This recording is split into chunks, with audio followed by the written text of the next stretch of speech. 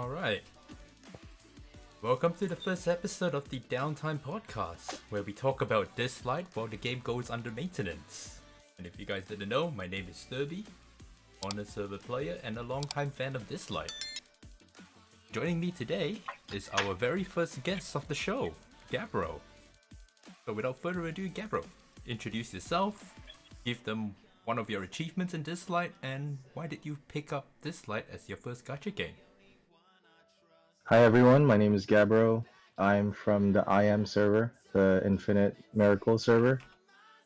And let's see, some achievements. I've been a top ranker in RTA seasons and Point War. I just try to be at the top of the ladder if there's a ladder, and a shiny frame reward that comes with it. And let's see, your last question was, what was it again? Oh, why did you choose to pick up dislyte as your first gacha game? So my friend told me about like this new game coming out, or it just came out that day of that he told me about it. And I checked it out, and I saw that it had like great graphics. I checked out some videos online. Animations were great. And I've been looking for like a chill game for a while. Something that I could just, not be on 24/7 like role-playing games that I usually playing in the past. And yeah, so now I only play dislyte because it's aesthetically pleasing. The strategy is amazing in the game. The gameplay is awesome. Yeah, music, the sound, that's what they're good at too. Sound effects and everything. It's crunchy. It's addicting. Yeah, tell me about it. Their music is such a banger. Like, I'll just listen to it while I'm driving home, and it's no issues at all. Even just the music in the latest preview with Ethan, like when that beat drops, oof. Oh, the one with Ethan, it's so catchy and it's so With the suitable for his... bagpipe, yeah. it's so suitable for like his character, you know? Yep. And the one that Ambler, the album that they just dropped for Ambler's theme, that was also that was amazing. That was kind of like you actually like a felt gothic. scary, yeah. Yeah. So we're here to keep you guys company for like maybe 45 an hour maybe while the game goes under maintenance. However long it takes. Is it? Someone needs to like check it every 10 minutes. To keep us updated, because we wanna. I think all of us just gold records. I think all of us just wants to play the game right now, to be honest. So, what do you think about this recent patch, the 3.1.2 patch? I don't know, but I voted for Ethan when it was Ethan versus Embla, just on the looks alone. I think the design on Ethan is unique. It's striking. I like it. And that's before even seeing his kit. And then now, after they preview his kit, it's like I need him.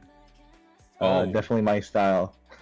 Oh wait, you actually got Ethan as your profile picture.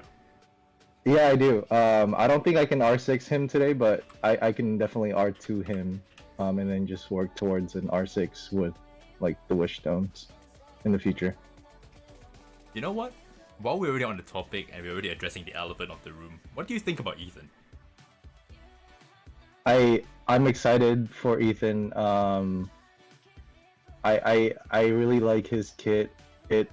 S1 is useful. It's very similar to me as like Abby, where every skill is useful.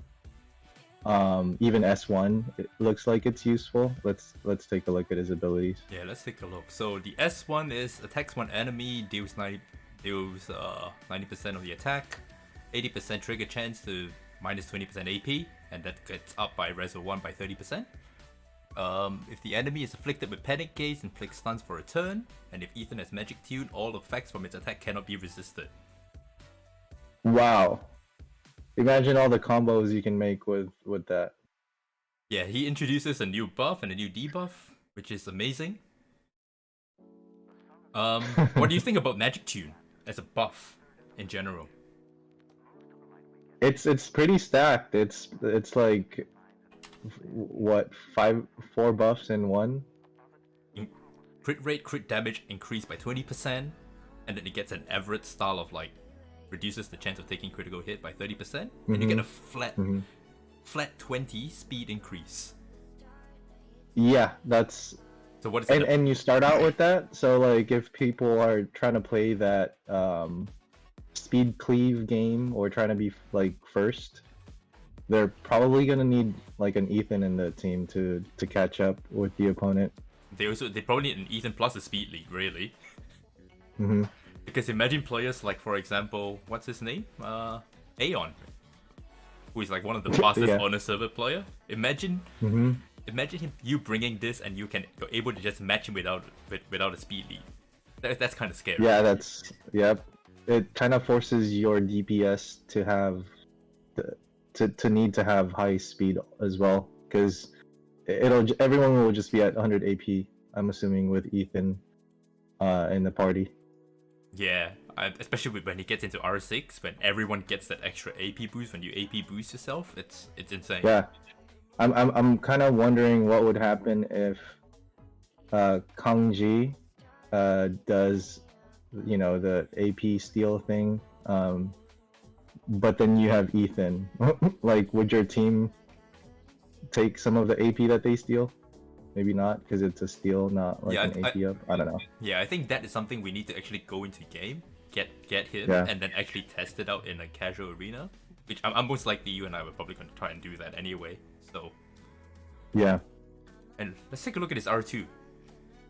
Joyful Delight. Attacks all enemy 3 times. Each hit deals 35% of his attack. Mm-hmm.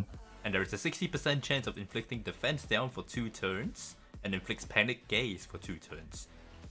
Now, Panic Gaze is the new debuff that this guy is introducing, which basically says when the carrier casts a basic ability, removes Magic Tune from the target, won't miss and cannot be resisted, and deals true damage to the carrier.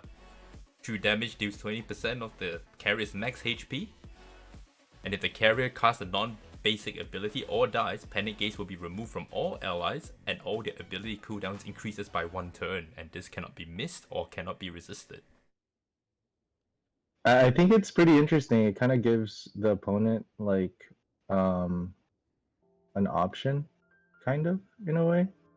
It gives it's like an ultimatum, right? It's like, do you want to use this S3 on this character? The rest of your units can't though. Yeah, it's like it's very interesting because it kind of plays mind games with your opponent, or it's almost like setting a trap to see what he or she would do next. And if he doesn't press his S3, he takes 20% true damage. That's a lot of damage. Imagine if you can use like Tricky to, extend this buff. That's 60% each time you take a turn. That's 60% of max HP. That's a lot of damage. And then you have Meredith right afterwards. Oof. Oh, that actually kill you. Just finish him off. Yeah, so that's the new debuff that he introduces. What about his S3? His S3 basically grants Magic Tune for 2 turns and gives you immunity. So he's an immunity buffer, which is amazing. That I think that's what makes him broken. Like, he's a new character with all of these new buffs and debuffs and stuff, but the fact that he gives immunity for 2 turns, very similar to, like Clara. Like before that was unique to Clara. Now he doesn't even need Rezos and he can give a 2-turn immunity buff. That's awesome. Like, we all know that immunity buff is so important, especially with like what is that called? The Zeus set? They've renamed it. I can't remember what it's called anymore, but it's the Zeus set where you every time you hit there is a chance to get stunned. Having immunity just negates all of that. That means you are safe for 2 turns and you're free to do whatever you want. And we all know how annoying Jin Yu Yao is when she takes the turn, she counterattacks and she hits a S1 and you're stunned. And you just wasted an entire turn. Exactly. Now I guess it doesn't have cleanse, so Yeah. I guess that's like, yeah. Yeah, I think if you What it's missing. yeah, I think if you're gonna be drafting Ethan, you're gonna be banning the strippers anyway, right? Mm-hmm. And he also has this ability also says that whenever an enemy receives AP boost, if Ethan has magic tune, he gains 50% of the same AP boost effect, which triggers once per turn. On R6, this is everyone. How do you feel about that? I think is it everyone except Ethan? Because that's another mind trick for the user actually. Do I want? Yeah. Yeah, so I'm looking at it right here, right? It says whenever the enemy receives AP boost effects, all allies gain 50% of the same effect instead of Ethan himself. Okay, so it's like before, if you don't have him R6, so if you have him R5, only Ethan gets the AP boost effect. Yeah. But if you have him R6, he doesn't get the boost effect. Everyone else gets it. Which kind of, yeah, I'm kind of torn. I'm thinking about this, right? But imagine you pairing Ethan with Unas, right? Yeah.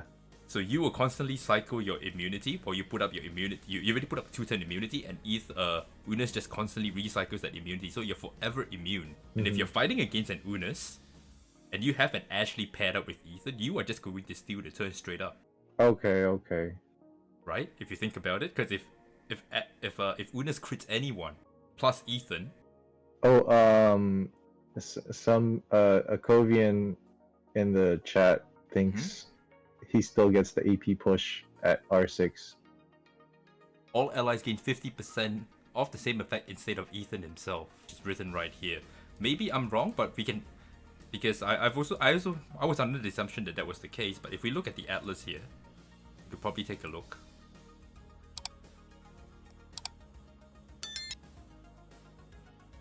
Take a look at him here. Oh, did it say just instead of just Ethan himself? Is that what it said? Whenever the it doesn't say just Ethan. It says instead of Ethan himself. So that says like not him. Yeah, I mean the game is saying that right now, unless that changed. Yeah. Yeah. Or maybe they. But if you think about it, really, that makes it even better, to be honest. Mm-hmm. What would have been even better is if they all get the AP buff. If everyone just gets AP gain, yeah. Yeah. Yeah, I mean we all know that Lilith is pretty bad with their wording. I mean, did you see the recent fiasco with the event? Where the wrong quiz? Yeah. So I don't know. Maybe Kovin, you're right. You know, and maybe Elif is just wrong. Hopefully. But yeah, I'm really excited to pull him, because there is this debate going on, because now we have Ashley coming into the wish pool as well for you to pull. Right? Who do you think you should pull for, Ashley or Ethan? If you only have 100 wish stones, let's say. Ethan. You think Ethan? Why? Let me see his captain ability. I don't even know his captain ability. It's increased crit rate in story, infinite miracles, and Calamity Island by 30%. Oh, okay. Do you still think Ethan is the one to pull if you don't have Ashley? I mean, I don't know. I think I'm just like, he's just a brand new character, and it looks like it does a lot. Like with Ashley, yeah, you get like the AP buffs and stuff, but with Ethan, he gives you the crit rate that you need to like farm PvE easily. Like he might even be a good Esper for Chronos farming because of the AP buffs. I don't know if he gains AP when Chronos gains AP as well. Maybe not. We assume he does. I don't think anyone in the PTR server has tested that yet, or at least not to my knowledge. But yeah, my personal opinion is that if you are trying to clear content in the game, Ashley is going to be a lot better, because it turns all your DPS into a massive nuker because of her true damage buff, right, and her attack. Mm-hmm. And it also gives you the random AP gains that you need when you get hit every time with the Bifrost. And I think Ethan is more of an end game content where you're trying to, speed run Calamity Tower, or all these towers. Infinity Tower, is that called? Yeah, Infinity Tower, right?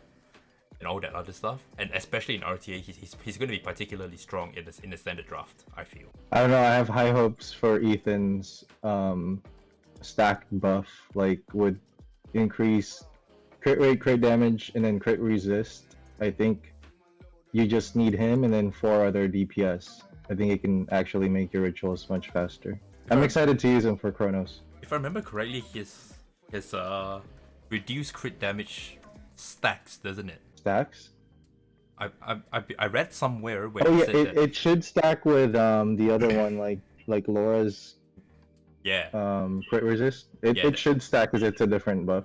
Yeah, that's what I thought too. But yeah, overall I think he's a very strong Esper. But I think if you're just trying to clear content quick and you're a new player, I think you should go for Ashley first and just wait, because you're in no rush to get Ethan at that point, I think. Anyway, let's talk about the new 2 4-stars, which is the Korean and Japanese pantheons, Koharu and Jinhee. Who do you want to talk about first? Which one's the Korean? Which one's the Japanese? The Japanese is Koharu. The Korean is Jinhee. I thought they were both Japanese. No. So let's Ame no Uzume? Yeah, Ame no Uzume. Okay. Yeah, let's talk about Koharu first. Her S1. Let's take a look. Attacks one enemy deals 20%. And 4% of the max HP, which goes up to 5.5. Dispels 1 debuff from Koharu and gains recovery from 1 turn. Seems alright. What do you think? That's only 1 debuff. When I read her kit from the previews, it said dispels debuffs on Koharu. I thought it was all of it. Yeah, it's just 1. I don't know. It's kind of weak. You reckon it's kind of weak? Yeah, it's kind of like a throwaway S1. Yeah. You know what? Let's take a look at her in the actual S pool. That'll be a lot easier. Yeah, it's just 1 debuff. I mean, that's probably not worth it. But S2 is the attack 1 enemy, deals 30% 30% attack, and 10% of max HP.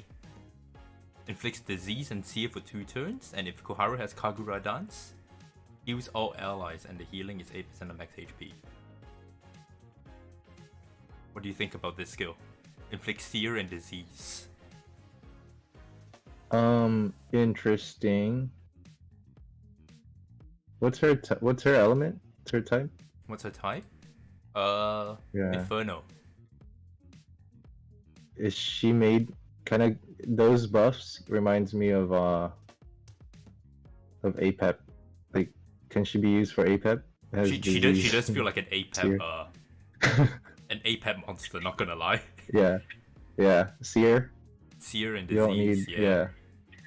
And then she gets a dispel as well. So. But S3 would be attack all enemies, do 30%, and up to 4.5. 5% of a max HP, 50% of inflicting attack down for 2 turns, and grants all allies Kagura Dance for 2 turns, which is a new buff, which is damage dealt plus 10% and healing received plus 10%. So yeah, attack down on APEP, I think that's actually really strong. Yeah, Kovian said APEP and Sentinel Propiter. So that's 10% is pretty good if that's like another multiplier. Like that's after you multiply it by crit damage and everything. Yeah, 10% is a lot.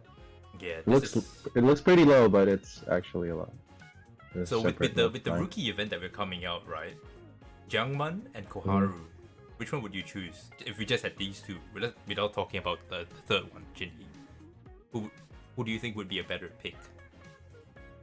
What am I clearing? Depends. If I'm like farming APEP, maybe her. But if I'm just running through like content, I think Jiangman's still pretty good. I use her like still, even like climbing tower and all of that. Jiangman is amazing in tower. Yeah, and Q. Yeah, she just melts the enemy. Yeah, I think it really depends on what you want to do, right? But I don't know. Both of them have their own uses, so it's really up to you. We can't really give you a definite answer. I don't think. Yeah, this person is more of like a support. Jungman is like full DPS. Mm-hmm. Okay, and her captain ability is increase attack by 30% in the PvE contents. Story, Infinite Miracle, Calamity Island. Yeah. Definitely right. made for PvE. Let's talk about everybody's waifu, shall we? Jinhee. Alright, let's take a look at her. Let's take a look at her skills. So she's the wind controller, right? So her S1 is called Fastball. Attacks an enemy and deals 120% attack with a 60% chance to inflict stun for 1 turn. That's pretty good. This sounds amazing. A 60% stun for 1 turn, a 60% chance to stun is pretty strong. Yeah. That's pretty high. Is it almost as high as Pritzker if I remember correctly? Or what's Jinyu Yao's? Yeah, I think Jinyu Yao is close. I think. Let's take a look. Jinyu Yao is higher. Jinyu Yao is 75. Cool. Just a little bit lower than Jinyu Yao's. Granted, she's only a 4-star unit, so. Her S2 attacks an enemy, deals 200% of her attack, 70% chance of stealing a buff, and all ability cooldown of the enemy plus 1 turn. If the enemy is inflicted with Dizzy Days, absorbs all of their AP. So Dizzy Days, that's done through S3, right? Like you inflict Dizzy Days by S3. The Dizzy Days is basically when taking a hit, grants afflicted espers an AP of 10%, which triggers once per turn and incapacitates you. So it's almost like a stun. Okay. Yeah, it's like a stun, but like better. Steal a buff. Stealing 1 buff. Stealing a buff. Cooldowns. And increasing ability cooldowns. That absorbs all their AP is pretty mean, because like that's absorb. Yeah. Yeah. It's not. I don't think that's considered as like stealing or pushing, right? I don't know. Somebody said 30 minutes till they open the servers. Yeah, right. That's probably like 5 hours. 30 minutes. We're gonna get baited. We're gonna try to get in there, and all of a sudden, an extra hour. But yeah, let's take a look at the S3 now.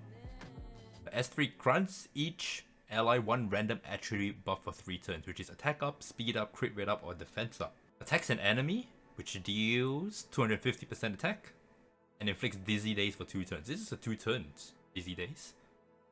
Wow. So this S3 is actually kind of funny. It is. Imagine hitting an S3 and all of a sudden you just give your guys an attack up, and you give Changji a defense up, and you give Unas a speed up, and you go, I just hit the RNG roulette on all these random buffs. You're dead. And it's for 3 turns. Yeah, it's for 3 turns. Yup. This is crazy. What I really like is that you can use this, right? Hit Dizzy Days, right? And you can just absorb all your AP and you can get to move again, and you get to stun something else. Yeah, she's like a hard focus. Like you're gonna bully 1 Esper enemy with Dizzy Days, because every time an ally attacks that unit with Dizzy Days, I think they gain AP or something. So if the enemy is afflicted with Dizzy Days, so if you cop Dizzy Days, she's gonna steal all your AP and you're gonna go all the way back to the AP bar. No, this one, Dizzy Days, when taking a hit, grants afflicted Esper's AP plus 10%. Oh, you're talking about the actual effect of Dizzy Days, yeah. Yeah. So you're gonna want to hit her, I think, once you inflict that. It's like beating up somebody. Yeah, I think if in PvP, in PvE wise, I think if you just tunnel down like one unit and just completely incapacitate it completely. Yeah. Which is nuts. And I think in PvP this is going to be very strong, in my honest opinion, because in R6 You look at her R6. 250. Yeah, her R6. Yeah. It dispels all buff from the target before inflicting easy. So it doesn't matter if you have immunity. It's just going to stun you. You're done. This is a hard bully. Wow. Which PvP Kovian? RTA, point ball. We won't talk about knockout just yet, because we don't know how the AI is going to react. So, but yeah, this R6 is nuts. Her R2 gives each surviving enemy grants her an extra 5% accuracy. Dislyte can be cleansed because it's a silver border. Yes. Oh, her R4 is pretty good too. Are you seeing this, Gabbro? 18% chance of ignoring resist. Yeah, that's nice. This is pretty good. You could potentially just stun a Sally. Really? All right, who's gonna get her? Who's gonna use her? All right, after all this talk, Sterby, who's gonna use her? Look, man. Number one, she's waifu, so I'm definitely gonna be trying to pull for her already. I'll be glad if I can even R6 her, because I think she is going to be so strong as a DPS. I'm gonna see her damage though before anything. I think you're gonna use her once and then shelf her after. Look, if the meta is still going to be high Jin Yu Yao and everything, which I assume is probably going to be the case for a long time, then she's probably it's going to probably be hard to use her, in my opinion. But she's a good counter pick, in my honest opinion. I guess. I feel like she can straight up bully Gaius, really. Gaius gets bullied hard. I probably would choose the bird over her. Would you? You would choose Li Wang over her? But yeah, Li Guang. But I don't even use Li Guang. But I would choose her, the bird, over her. But don't you want to play the RNG roulette on what you get, what boss you get? Look, it's pretty funny. I don't want my Gaius to get crit rate up. All right, that's the last thing I want for my Gaius. Look. If your Gaius gets crit rate up and you just decide to not go into God Mode and S2 and you crit, oof. Alright. No, right, that's copium. Alright, that's copium. I'm using it. That's copium. But yeah, those are the new units. Which one are you? You're probably just most excited for Ethan, aren't you? I am. I'm excited for Ethan. Like, alright. I don't even know how I'm gonna use him. I'm just gonna like do trial and error. Alright. I can see him in like a cleave team. I can see him in like a very tanky team that's annoying. Like, imagine him, Jin Yu Yao, and Sally. There is an argument going. There's an argument going on for him right now that says that he wastes a spot in RTA. If you were to draft a 4v4 in RTA, a lot of some of the people are saying that he's a wasted slot. What's your opinions about that? I don't think so, because if you don't ban him, then you become faster, right? You gain an extra 20 speed. Everyone gains an extra 20 speed, dude. That's a lot. My units are gonna go before yours. I don't think he's a waste of a slot. And then he gives the buffs too, so your initiator could be someone safe like Clara. Right, if you're gonna like cleave or something, it could be Clara, or Ethan, or because he already gives crit rate and all of that good stuff. Yeah, I think he's most flexible if you play standard, which is a form of playstyle in RTA. But that is my opinion. We still have to test and see how he can fit into a team comp, right? Because he's gonna be new, and we will probably need to test out the certain kind of units that he synergizes with. But just reading his skills alone, he is loaded. Yeah, very loaded. I am very excited about how he kind of counters the enemy's AP up. Yeah, that actually hurts Jin Yu Yao a lot if you think about it. Yeah. Because she's gonna take a turn. I mean, she's always gonna get AP up because you're gonna be constantly putting debuffs all around. And then every time Jin Yu Yao pushes, you push as well, which also messes up her cycling. So realistically speaking, she's not cheating turns as much anymore, which is what makes her really busted to begin with. Especially when you run her really fast, like how I run her. Like, yeah, it'll when you have him in the team, I feel like you're just gonna take turns a lot, way more than your opponent. Oh, 100%. If the opponent doesn't have if the opponent doesn't have an Ethan. Yeah, we have to see. We have to see really when it comes to like that end game. But yeah, let's move on. What do you think about the rest of the patch? What else is there? Let's take a look. Take a look. We have the knockout feature. What do you think about that one?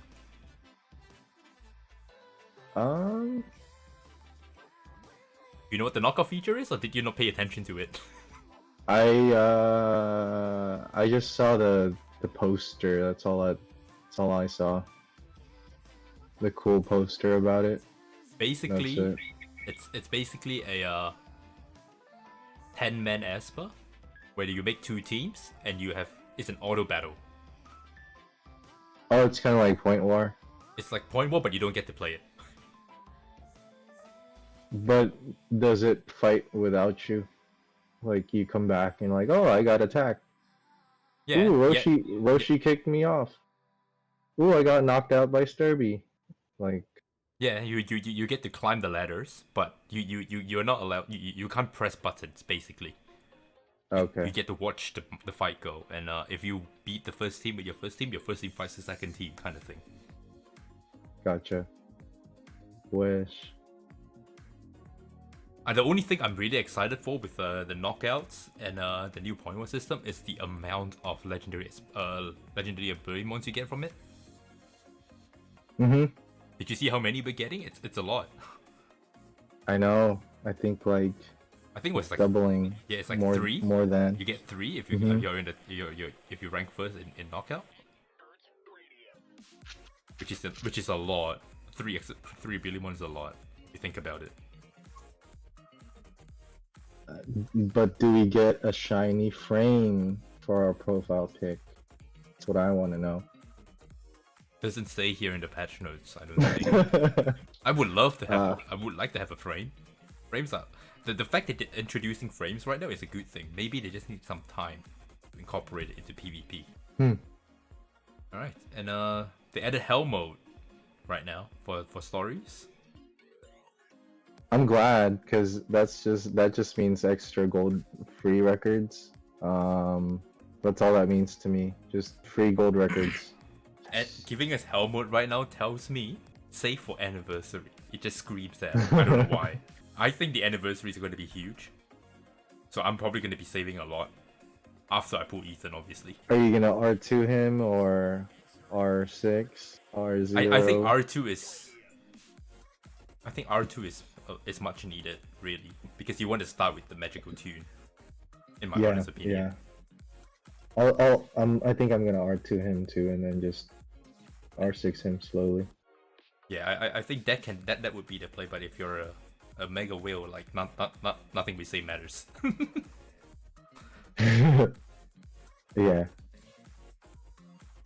How do you feel about the quick battle in Point War? Is it kind of like microchips? Does it consume anything? Basically, or can you just do it however many times you want? Yeah, basically your admission tickets, instead of just clicking, challenge, and you have to play through it, you can just blitz it, basically. Gotcha. I think that's pretty cool. I think, including this, anyone who is in Point War 16 have no reason not to be Point War 17 anymore, because now you don't have to just sit there and grind it out, right? Because a lot of people, when they DK, they just go, I don't want to play. It's too much of a hassle. But with this, I don't see an excuse, right? Yeah, I think it's good because it's auto anyway, and it's like it's as if you're choosing to auto the whole time, but in this sense, you get to like skip it. Yeah, it makes sense. Yeah, you have to play five rounds first before you get to do auto battle. Right, like Kovian here, he's been stuck in Point War 13, 14 for like forever when he's a Point War 16 dude in Honor. and he's just so lazy to climb point walls. So now he has no excuse anymore, and he's in my club, so I'll be watching him. He's in the church. Yeah, he is. But yeah, besides that, I think I'm most excited that they're including the avatar frames now. I think that would What's that? Oh, yeah, the avatar for frames. the rewards. Yeah. So when you get like top 50 in the world leaderboard in like Ritual Miracle, Desolate Lands, Ultimate Spire, in the Ultimate Spire, you get like a time limited avatar frame. I did that. I'm in all of those. But you're gonna look swag. You're gonna look. Like Shout out to Desp in Eden. He got me to the top of the leader. It wasn't me. It was someone else that got me to the top of the PvE leaderboards. Look, that's what you do in clubs, right? You help each other out. What do you think about the new Sentinel Hunt optimization? I haven't. It's overwhelming. It's overwhelming. I haven't taken a look at it yet. I'm sorry, I didn't do my homework, Sterby. That's okay. Look, to be very honest, these kind of things you actually just need to put it into practice instead of just reading it. Yeah. Right. But the gist of it is that they're changing it up. Now we're gonna have an attack phase and a setup phase, assembly stage, and then we're gonna have 3 different projections now. You know, the Probator, the Counter Sonica, and the Dark Star Lord. I'm excited to. Have you fought the Countess Sonica projection? Unfortunately, I am not in a club in the PTR server, so I can't test it out. So I just have to wait till it actually gets implemented. Because they've shown like the image of that, or like they've shown that boss a long time ago, and it just never came out. So yeah, it's finally coming out. So basically, we got to play it. Us as honor service, we got to fight her before. Before it was secret. Okay. It was her. But you guys never get the chance to experience it, so I guess now you get the chance to. Apparently, it seems to be the hardest one according to Kovian, so we'll just have to take his word for it. Because he's also in the PTS server and he's been in it much longer than I have, so. What about Hollow Battle? What do you think about the new change? Let's take a look. Let's see. So it says that Hollow Battle now unlocks. This is normal. Each Hollow Battle now consists of 1030 participants. At the end of each match, club receives club score, and each weekend they will be ranked, and the higher ranked club will be awarded a crown avatar. Okay, so it won't be like day by day type of ladder. It'll just be. It'll show up a ladder every weekend or something. I assume so. I assume that's what they mean. Because they definitely locked it out. Hollow battles, we can't do hollow battles right now. So I guess they're optimizing for that, right? So I hope it's good. It will no longer grant club points or gold. What do we get? I don't know. I don't know. We have to find out. Okay. This is the problem with like the patch notes that Lilith tends to give us. It's very vague, and we just have to wait and see. Most of the time. Yeah. They're probably still like deciding it. Probably. So I think like they just don't want to give us like false hope. So they just give us like the rough idea what's happening. And then decide. But yeah, I think that's about all that we are really keen for. Just the Espers and the new quick battle of Point War, really. Because I cannot be bothered just sitting there constantly doing tank battle after tank battle after tank battle. Well, yeah, exactly. It'll be much better too, because I usually just use point war attack sometimes to test out my defense. So I put it all on auto anyway. Yeah. Just to see what the robot does. So this is gonna be even a much faster and easier simulation for your defense. True. Alright. Now with that out of the way, let's talk about last season's warm-up match. You came third, if I remember. Well, that went They went from 0 to 100 real quick. Okay. Yeah. Warm up. What were your thoughts on the most recent warm-up match? Or what is your experience like playing RTA in general, since this is your first gacha game? It's pretty fun. I just like playing RTA in general. Like, when I'm done with my chores in game, I'm done using up all my stamina for the day. I'm just in the channels looking for RTA. So like whenever there's a warm-up season up, I'm just playing it for fun. Pretty much the same as when I put up invites in channels. I think there's a lot of ways to improve it. Like the ELO system could be more robust, so that like lower ELO players gain more points when they beat like higher ELO. Otherwise, there won't, like, you just climb fast and just keep that gap up, and you'll win the race. Yeah, I come from Epic 7, and I'm a multiple-time legend finisher over there. And the way they run the RTA is actually really, it's fun, right? And it's not like you get 30 matches and that's it. You get to play constantly. But at the same time, it's also a point system, almost similar to League. So you can play you can play the entire season, which is 3 months long, but that doesn't guarantee that you're going to end Legend. If you know what I mean, right? So I think that is something where it has to change, especially with the reward system. Because right now there's no incentive to play past Masters. Do you feel that? I mean, there's bragging rights. There's all you get is bragging rights, and that's about it. When you think about it. Recognition. Yeah, you get your name up there. That's pretty big, especially for like a small population game. I think there's some merits to getting up in the RTA ladder.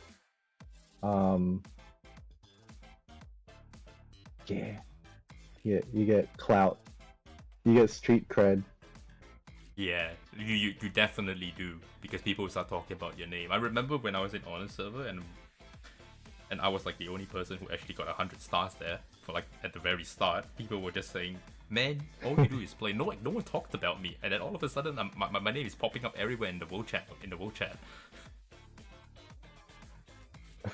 So I definitely get what you mean. But yeah, how do you feel that now Honor server and Global server have merged, and then we got our first RTA season together? How did you feel? I love it. I love all of the new opponents. You guys brought in some variety in play styles. I was getting, used to the typical Infinite Miracle top players. But you guys, you Aeon, you guys brought in some new play styles I haven't like fought before. And your guys' when you said there was a different play style, what kind of play style were you used to versus what we brought to the table? What is the difference there? It's Infinite Miracle. Like once someone like creates, for example, like a point war composition or any type of composition, it gets spread very like quickly, and everyone starts using kind of like the same composition pretty much. Let's see. In season 1, there was the Pandora. It was Pandora season. Yeah, I remember watching the streams, and you guys were heavily abusing Tricky Pandora in all your comps. that was the meta for you guys. Yeah, and then season 2 it was JJ. It was the era of JJ. If you have JJ, then you go ahead and do RTA. You'll be fine. I feel like season 2 was the era of Ashley Gaius. Oh yeah, Abby, JJ, all of these. It was just a very aggressive meta in Infinite Miracle. Mm-hmm. That's how I felt, right? Especially when I was looking at how you guys play, and I just see you guys, everybody was just picking Ashley, Gaius, JJ. Everything, it was just full damage. It was so hard to tank through that at that time without the reso buffs and everything. Yep. But yeah, season 3, what was the difference? With this coming season 3 was like a lot of different playstyles. As you can see, like even climbing up the ladders, there's people like different people would take over like first place. You know, like I saw Hey Big Boy, I saw Aeon, I saw you, I saw me in the beginning, and then like people would like switch up every day, every 2 days, someone else is first place, because people were kind of discovering counters to each other. So it was fun. I think it was a great season, probably one of the best season or the best season yet, because of the variety and play styles. And shout out to the first place Hugo for bringing out the potential of Kangji in RTA, and Roshi, of course. Roshi also always makes some French playstyles, some unique French playstyles in RTA. Yeah, the French community is actually really strong, especially when we have Hugo and Roshi in the mix. I didn't get I didn't get to fight Roshi at all, unfortunately, but I had to fight Hugo a lot because of our ELO, right? And Hugo was not easy, especially when I was really handicapped at that time. Yeah, because he figured out how to fully utilize Changji while I did not. Yeah. But yeah, you see the difference here is that you and we have very different experiences in warm-up matches because we come from different servers. The most refreshing thing for me, having you guys in the mix, was that I got constant matches constantly, non-stop. And that was so refreshing, because I used to have to wait 4 hours for one game, and I did not want to lose, so I had to bully. Because it was so painful to just wait 4 hours and then give up my points or my star. I just couldn't do it. Or the two goes next to Ethan, that's Koharu, which is the new unit, new 4-star, and Jinhee.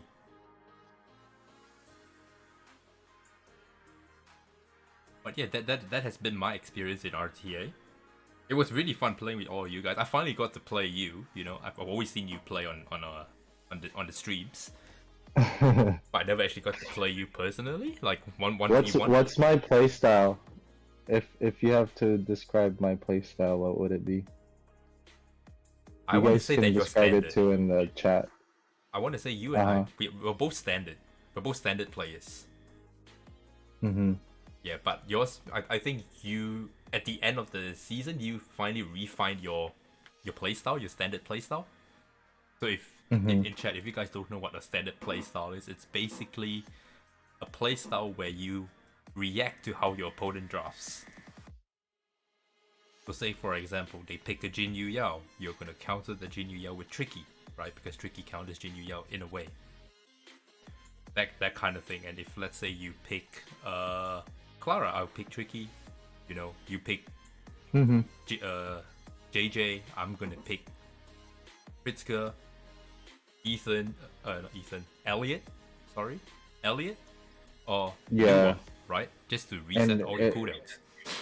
In standards, usually like two supports, 2 bruiser DPS or whatever, your damagers, 2 jet damagers, and like your 5th one would be like the wild card. Yeah, I personally don't look at RTA in the sense where there is a fixed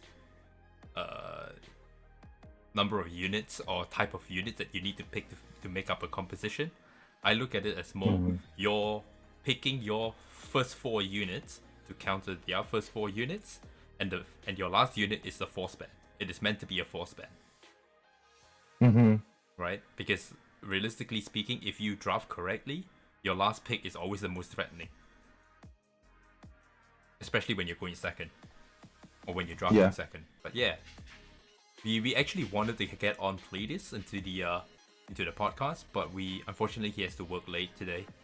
But it would be really interesting to bring him on, right? Because he is a one playstyle kind of dude. It's just aggressive. Mm-hmm. Yeah, I like how you describe it. It's standard. I do that sometimes. For the most part. And I do it with you because you told me to. I do cleave sometimes. I do tank, like heavy tanks. I do the degen style. I do some gimmicks here and there, but I think you called me out on it one time, and you were like, "Gabbro, play standard against me." I was like, "Okay." Yeah, because you were trying to cleave me, and I was like, "It's not working, dude." Because you were forcing a composition that was not going to work. You were just forcing it. I'm like, this is not working. Just play standard. You have a better chance. But yeah, I guess it just depends on my mood, what kind of play style I do. Sometimes I'm very aggro. I'll just pick like just 2 AP pushers and 3 DPS and ban your speed lead if I know my Unas is faster. Yeah, that is typically the way an aggro player would play. That is typically how they play. So you know that's coming, so you just go, I either ban the DPS or I ban the attack buff and tank it out. Because you're all squishy, right? But did you notice this? Because I noticed this personally. That when RTA was around, every server's chat just became more lively. Oh, of course. All the time. Yeah, I think that is a very healthy sign that RTA just unites the community in a way. Yeah, I mean that's the only real PvP because you're playing against a player like Point War. You're playing against a computer. That's like PvC, PvC or PvN, player versus NPC. I don't know, but that's not PvP. That's yeah. Yeah, because you're already fighting something that's already preset, right? You don't know how your opponent's ever going to react, and that is the fun part about RTA. Like I really want to use Lauren, you know, like I wanted to use her in like defense and everything like that, but her AI sucks, so she's unusable. Even in like this knockout, like a lot of these espers that have bad AI, they're not going to be usable in knockout. Yeah, I don't think so too, because it's all highly dependent on how the AI uses the character, right? So building your team composition is based on how an AI is going to react, which is, I think, in my personal opinion, really hard to predict. Because what happens if you were to just say you put a JJ in your team, right? And all of a sudden everything just targets the JJ until he goes down all the way, and then your unit runs free all of a sudden. Yeah. Right? Because I've seen that happen. The second he gets stand up, that's when they get off him. But before then, because he's taking so much damage, they just tunnel into him, and all the skills, if your rotation is not right, all the S3s are gonna pummel into him. And you just wasted your AI just wasted all its trump card. So let's see. We talked about Point War. We kind of talked about Hollow Battle a little bit. That new knockout thing, and then RTA. One kind of PvP that I would love dislyte to host would be some sort of bracketed tournament style. Because then that way, yeah, or even a round robin type of style where it's like limited amount of rounds or games that you're gonna play, and you get points based on that. But something where it doesn't give advantage to the person that is retired. Like imagine like a retired man, right? That just stays home, living on his pension. He has nothing to do but play dislyte all day. That person's gonna have a lot more airtime in RTA and climb the ladder faster than everyone else. So like something like a tournament bracketed style would be great because then it's limited, and I think it'll show the true capability of like the PvP top players better. I can agree with that. But I think Dislyte's taking it one step at a time, right? Yeah. Right now they're optimizing the game. They're improving a lot of QOLs. That's what I've noticed. They're introducing a pantheon, which is exciting. Japanese, like what Japanese gods and myths are there that you're excited about? Honestly, I'm just waiting for you know Oni? Uh-huh. I'm waiting for that. Do you have like a picture of an Oni? Don't you have like some kind of like leaked images of some of these god No, I don't, Japanese unfortunately. Oh. Amaterasu is a good one too, yeah. Ooh. But I remember seeing a couple of those leaked designs, character designs, and some of them just looks amazing. Like there is this one with he looks like he's a puppeteer, I think. Yeah. Yeah, and it's all skeletons and spikes and stuff, and I'm like, yo, that looks absolutely fire. Oh, have you seen Athena, by the way, which was Data Mine? No. Show me. That's my favorite like Greek goddess. Athena? Yes. How have you not seen Athena? Give me a second. Show me. I will show you 1 second. Let me try to find it first. Okay. But Athena looks amazing. I won't lie. Just need to find it, which I don't know where it is, to be honest. So that guy said the game's gonna be back on in 30 minutes. How long has it been? Yeah, it's been an hour. Liar! No, it's how long? Hold on, let me open up the game from my phone and check.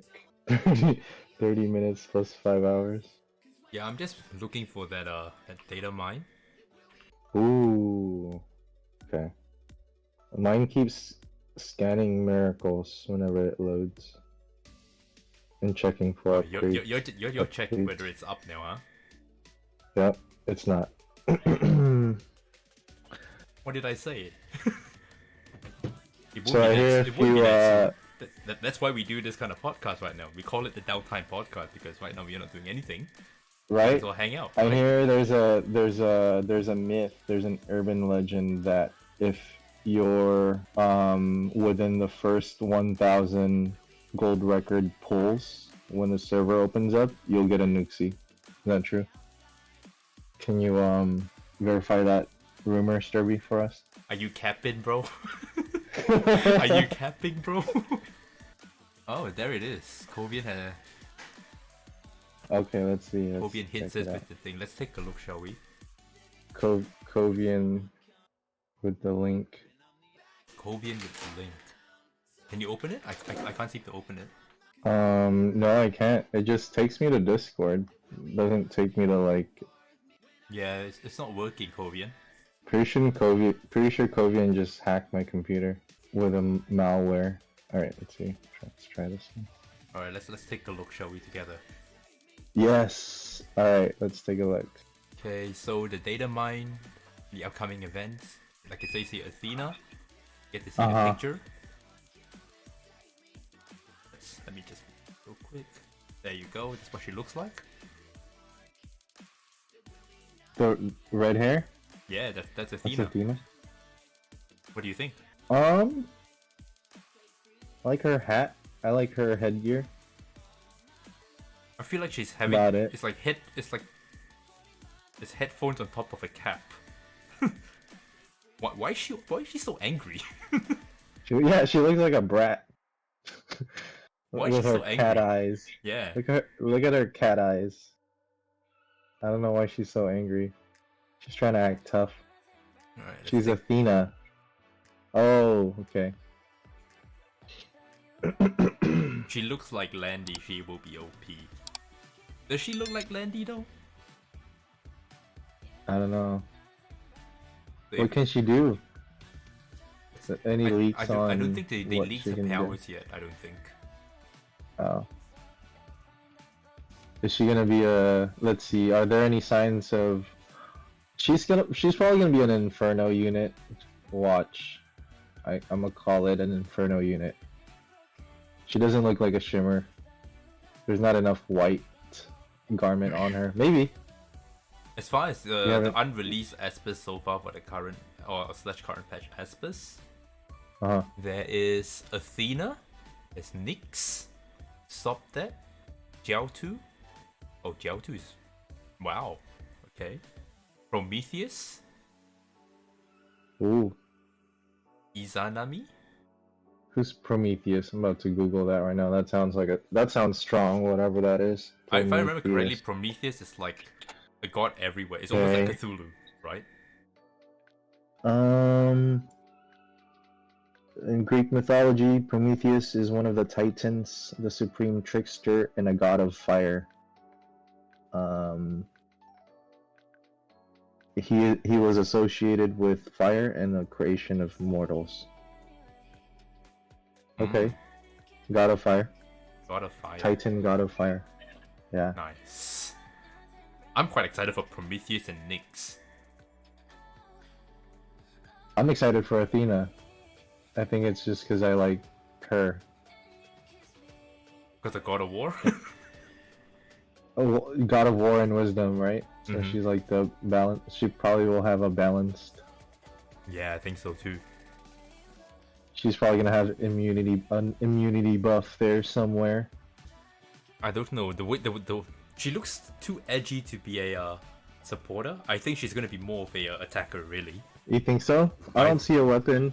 I see like a snake, and that's usually like a sign of a healer.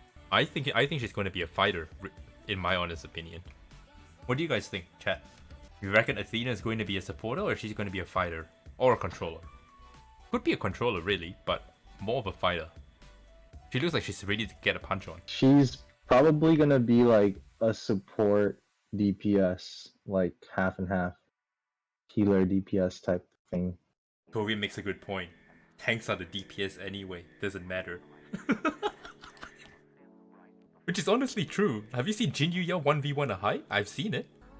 Yeah, Jin Yu Yao's like 50 stack high doesn't matter. She's just gonna solo you. Especially when it has that self-sacrifice resonance. Yeah. She hits so hard, really. Yeah, that's the thing. Like when the opponent has Jin Yu Yao and they have self-sacrifice, you don't want to choose your defense-based Espers because they're just gonna go through it. True damage. It's almost like Gabrielle as well. Honestly. Gabrielle can hit pretty hard if she has speed buff and she's pretty fast. But she is a speed scaler. Yeah, there's a few speed scalers now, huh? Even isn't Parmy a speed scaler? Yeah. Doug is really a cat say something like Meredith. Yeah, Meredith as well. Meredith popped out of nowhere. At the I think the last week of not last week, the last 2-3 days of RTA. Yeah, she popped out of nowhere and then she started clapping. I disrespected her once, right? And I was like, oh, it's just Meredith. I would just let her go. And all of a sudden, I'm just looking at her just chunk my tanks, and I'm like, why is she doing 30k damage to me? What is going on? So I had to reread her skills and go, oh, no wonder. But Who's your favorite Esper right now?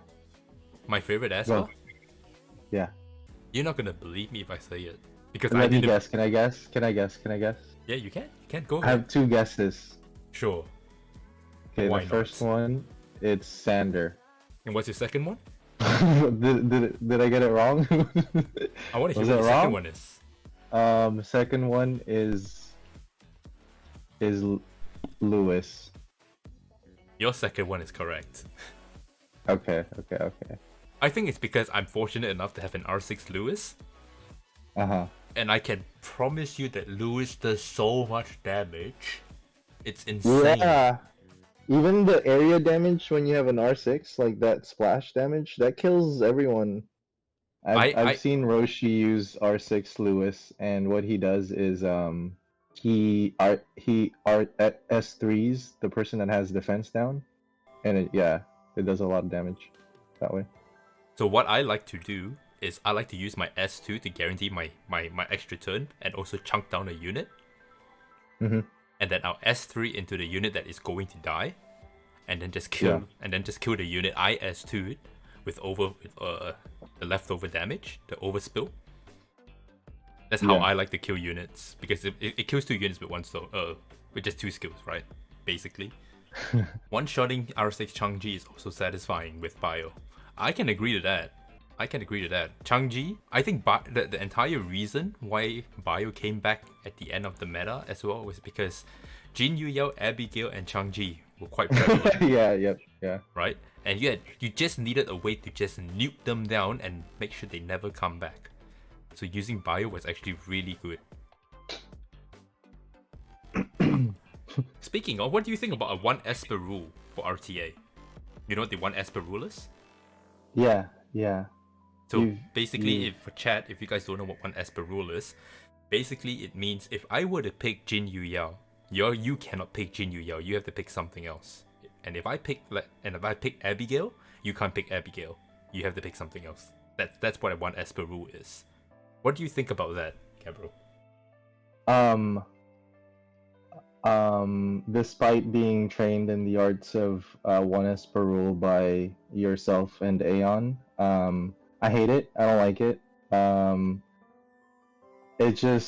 It kind of locks you up with, I don't know, if I don't have Nuxie and you have Nuxie, you don't have to first pick Nuxie. You could just kind of like just first pick, just beat me to like Espers that I have, and then last pick Nuxie because it's a safe pick. So that's one. It kind of favors the people that have more Espers and stuff. And then 2, like my hide might be different from your hide. Like it's I like playing mirror matches. Actually, I like matching up my Gaius against yours, Unas versus Unas battles. Like there's different builds within like 1 Esper, so like there's variety there too. So I wouldn't mind pitting like an Ashley against like a more tanky Ashley against like a more DPS Ashley, for example. So yeah, I think it lessens the variety, in my opinion, when it comes to like strategy. I don't like it. Although I can play it. You guys have trained me in the arts of 1 Esper rule and knowing who to pick in situations, but yeah. Yeah, I personally think that 1 Esper rule would do quite the opposite. It would actually bring out more creativity and more variety. Because think about it, right? If everyone's just going to be using the same 5 Espers, then there's no variety at all. You're just going to be playing the same 5 Espers. It makes you not want to think about a different way to play the game, if that makes sense. You will just play the same point team, right? But let's just say there is a 1 Esper rule in the mix now, and let's say your entire team revolves around playing Gaius, for example, and I take your Gaius. That means you're forced to adapt now, yes? Right? It gives you that mind games as well. So say for example, let's say I was going up against Yugo because I played against Yugo a lot, right? And I know that I cannot fight his Chang-Ji. I know for a fact I cannot beat him, right? So I steal that Chang-Ji away from him, right? I use it. So now he can't pick it, right? So that means he has to use a different team comp to counteract my pick. And then from there, I get to play my standard playstyle still while re-interacting with a new board. So that means the games that I play with him constantly is never going to be the same. So because, for example, like if anyone here doesn't know, like me playing against a big boy, he only picks the same 5 Espers, right? Yeah. It's always the same 5 or the same 6 with one variation between Hyde or Gaius, right? If, say, for example, I stole away his Jin Yu-Yao, now he has to play something else, and I take away his Sally because he didn't take it quick enough. Now he's forced to play a different playstyle that he's not used to, right? Mm-hmm. So what happens there? Do you just say that this game is not good anymore? Or do you readapt and then learn that you need to maybe start building a bit more, a bigger hero pool and start learning how to counteract each other? And actually play this dance of drafting, which is a skill, by the way. I respect players like Hey Big Boy, even though they just picked like the 5 same espers, because those are like that's just his playstyle. If everyone were to do that kind of like one esper rule, you're almost kind of like having to catch up to everyone with the amount of espers they have in their arsenal, rather than just creating a playstyle that's unique to your own.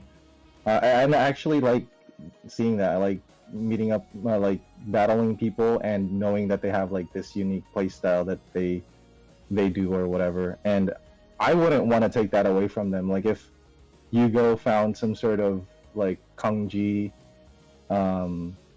like recipe like he did for season 3, I wouldn't want to take that away from him. I would actually want to try to figure out a counter to it rather than removing his Kangji and not allowing him to be his full RTA or PvP potential. I'd rather have him be at his full potential and just figure out like a strategy around it.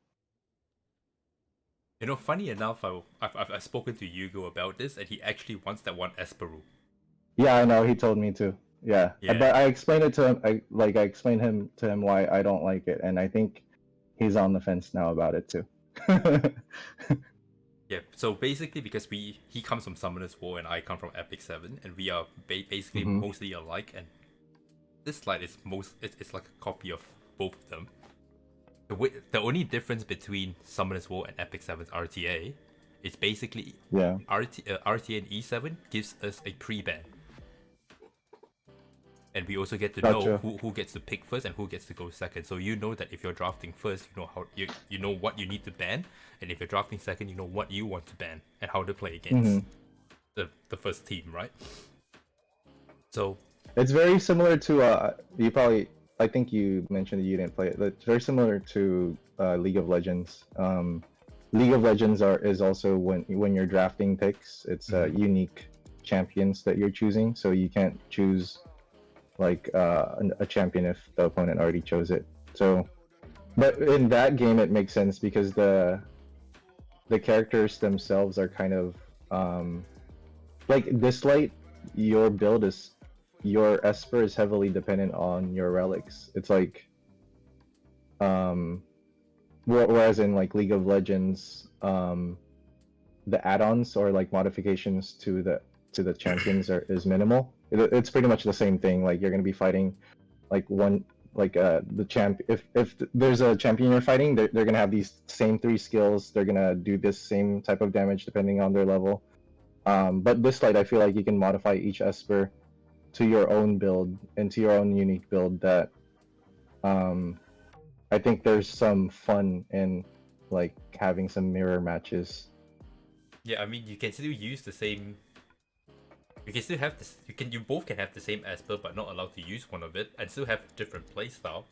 Like, say for example, Roshi and I, right? I run my Nusi very slower than how he uses it. He uses his Nusi as an initiator. I use mine as like a follow-up. I use my Nusi to go after your buffers. He uses it to initiate, so that you can't do anything, and he takes the entire turn anyway. Right? So there's 2 different playstyles, and usually there will always be a norm, like a standard build for it. And in E7, when you have a build that is outside the normal build, we call them abnormal builds. Right? So because when it comes to standard drafting, normal builds. Yeah, when it comes to standard drafting, and it becomes a lot of, you have to remember like, okay, if let's say he's running a Gaius, the typical Gaius would be running a very fast, heavy DPS Gaius. Right, so that's how we would think. All right, so that's what he picks. I'm gonna pick something that can sustain his damage or outspeed him. Right, so that's how I'm gonna draft. But if you bring an abnormal build, like let's say like Big Boys, which is a tank one, and it's also on Zeus Avatara, then he's outskilled me in the sense of like he's playing this character completely different from the outside of the norm. But that in itself is also another mind game that you can play, which is also pretty fun, in my opinion. Because instead of going, alright, I'm gonna take my guys versus your guys, let's see who's better. You're gonna pick guys, and I'm gonna say I'm gonna find a counter to that based off the knowledge that I think that every standard guys is going to be built, except if I know how that player runs it. And if you outsmart me with your relics, well, you got me. But yeah, I think it's up to opinions at this point with the RTA. We have to see. We have to see what dislyte decides after all. Yeah. And we don't know when the next warm up match is gonna come. But we can have hopes and aspirations on what it should look like. And I think the most important thing that they need to fix right now is to give us incentive to play past masters. And also they need to revamp the entire ELO system, in my opinion. Yeah, it would be cool if we get more matches right away too. When we queue up, can we get matches right away, please? Yeah. Here, unpopular opinion. Let's see what you think about it. I think I've talked to you about this before. Basically, how do you feel in order to increase more games that we can play? How does it feel if you, let's say, an Apex player can fight, let's say, a Masters player or a Diamond player, but if the Apex player loses, because now this is where I say the whole ELO system needs to change, because now we just need to go off a point system, it's no longer a star system. So say for example, let's say we are using the star system here. Let's say the Apex player fights a Diamond player, for example, and the Apex player loses. He loses 5 stars. But if the Diamond player wins, he gets like 100 points. How do you feel about that? That way we can constantly get to play. And if the Diamond player loses to the Apex, he only loses 1 point. He doesn't lose as much. Right? Because in like previous games that I've played, that's usually how the ranking systems are. If a higher ranking person fights a lower ranking person, and the higher ranking person loses, they're gonna lose a lot more than if the lower ranking person loses. Yeah, and if the lower ranking wins, they get a lot more points as well, and vice versa. Yeah, that makes sense. I think that's just normal. I'm sure dislyte will get there eventually. Their coders probably didn't have time for a robust ELO system, point system. Because to be honest, let's just use stars. Because remember that the last day or two that I was playing, I could not get a single match. Meanwhile, you and Hugo were constantly getting matches. Remember? Yeah. So I don't know. Yeah, I was basically ruled out from ever getting top 3 at that point. Which was I don't know how. It was very demoralizing. They should also be they need to be transparent too with how matchmaking works, because yes, I agree. We need to know. I agree. I think that is the first thing that they need to fix first before even talking about one Esper rule, right? That way we give more players more time to get more ability mons, more relics, so that they don't have the excuse of saying, oh, I don't have it up, but my Esper pool is not big enough. I can't wait for Ethan. I'm excited for Ethan. Me too. But yeah, I think that's all the time we have for this Downtime podcast. Is there anything you want to share your insights with? Is the game back up? I don't know, you tell me. Let me see. Nah. It's not. Kovian says wait 5 more hours. It's not unsurprising. Epic 7's maintenance were like 6 hours long. I used to go through that. How long was the Embla one? Does anyone remember how long that was? No, I think that was pretty instant. It was, yeah, okay. You know what? Let's ask chat. Do you have any questions for me or Gabbro? Is there anything that you want us to clarify? Let's ask the chat. Let's see what they say. Okay. Ask Sterby anything. This is an AMA session now. Ask me or Gabbro anything. We are happy to answer. Alright, Doug is really a cat. Asks Ethan R0. Trash or gas? Trash. Trash. I agree. R2. R2 or bust, yeah? Yeah. Kovian asks, is asking you what is your first pick in RTA? What's your auto first pick? Like your comfort pick? Jinyu Yao or Clara. It depends on the opponent too. So like when I battle someone for the first time, I have no idea what they do or what they play. So I probably would pick, if I don't know who they play, I'd probably pick Clara, because with Clara I can maneuver to either full tank or cleave with my Clara. I personally first pick Abigail as my comfort pick because Abigail opens up you to aggro or just straight up control. I actually didn't use Abigail a lot this season 3. I used her a lot season 2, but not in season 3. So the way I was going for a different playstyle. So from gold all the way to masters, I would say for me, I would always first pick Abigail, and depending on how and the opponent will usually go somewhere along the lines of like Clara plus something, and that instantly opens me up into a tricky Nusi pick. So I'll just pick double strippers, and they're forced to pick like a hide or something, and at that point I can just straight go into a full control with what's his name, Yun Chuan, and the other one would be, what's his name, Ollie, right?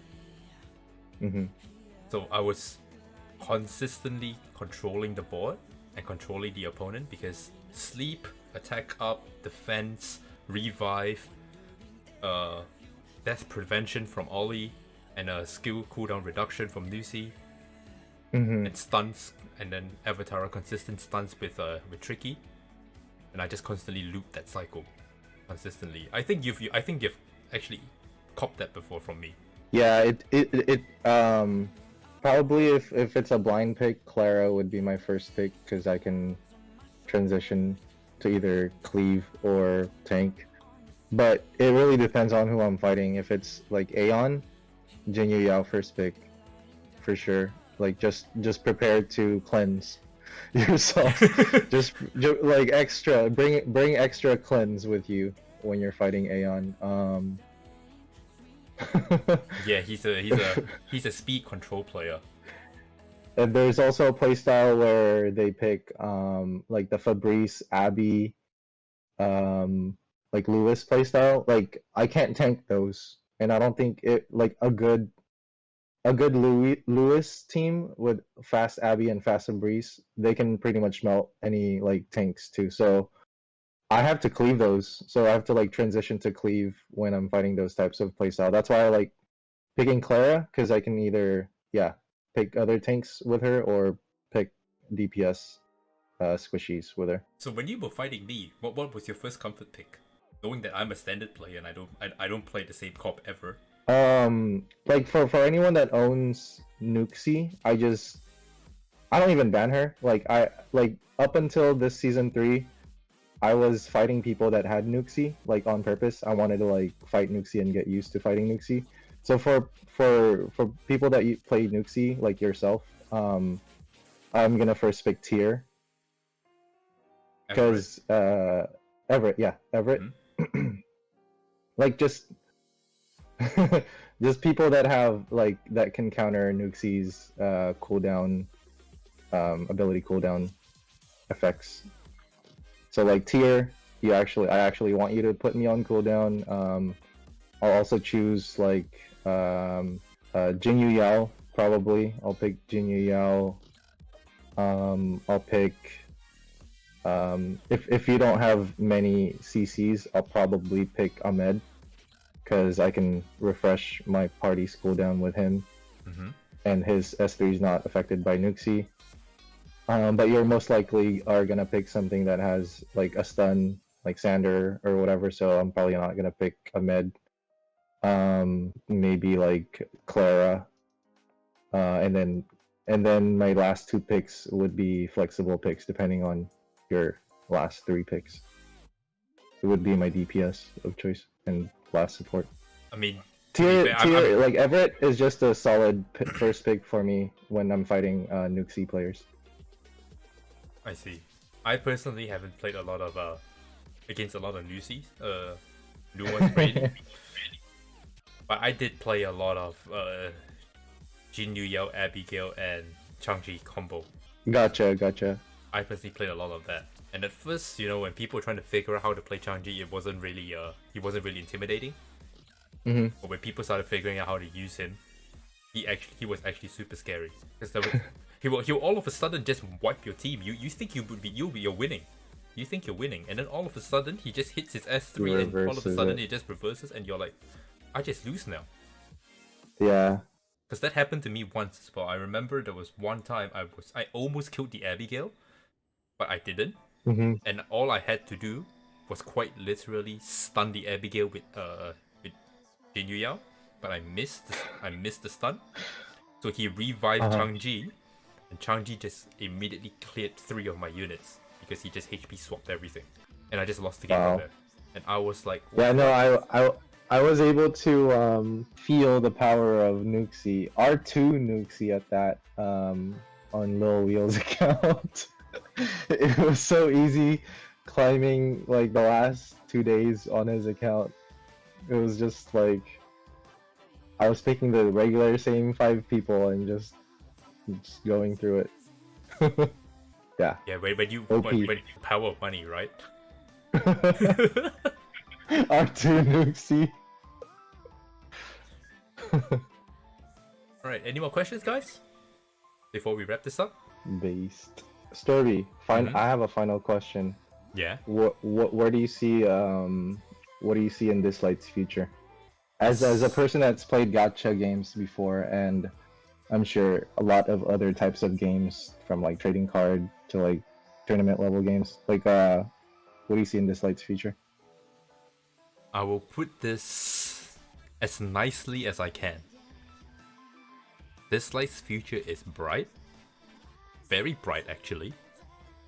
Because it's such a new game, and I can see that the developers are constantly adapting and listening.